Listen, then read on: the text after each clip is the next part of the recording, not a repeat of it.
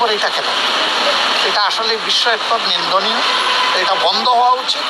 আমরা একটা শান্তির বাংলাদেশ গড়তে চাই, দেখতে চাই। সেই শান্তির বাংলাদেশের প্রতীক্ষায় থাকলাম। আর সরকার কি করে তার সন্ত্রাসীদের ব্যাপারে, দলীয় সন্ত্রাসীদের ব্যাপারে, এইটা আমরা এখন সচক্ষে দেখছি। পাল্টা মামলা দিয়েছে আইফোন ছিনতাইয়ের। আমার মনে পড়ে গেল, এখন যিনি শিক্ষামন্ত্রী, তার বিরুদ্ধে ফ্যাসিস্ট সরকার ভ্যানিটি ব্যাগ চুরির মামলা দিয়েছিল। তো তারা কি ওখান থেকে সবক নিছেন নাকি?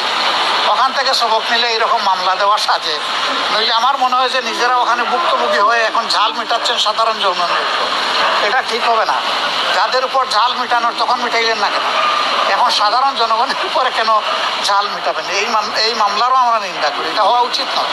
দেখা যাবে কি, এই ছেলে মায়ের খেয়েছে, চোখ গিয়েছে, তার মামলায় করা আসামি যারা, তাদেরকে হয়তো কিছুই করা হবে না। পাল্টা বানাওয়াট মিথ্যা মামলা যেটা দেওয়া হয়েছে, ওইটার আসামি যাদেরকে পরিকল্পিতভাবে বানানো হয়েছে, অ্যাকশন তাদের উপর শুরু হয়েছে। মনে রাখবেন, কোনো সরকারই শেষ সরকার নয়। তারপরেও কিন্তু সরকার আসবে আর যাবে। অতীত থেকে আমরা যেন শিক্ষা নেই।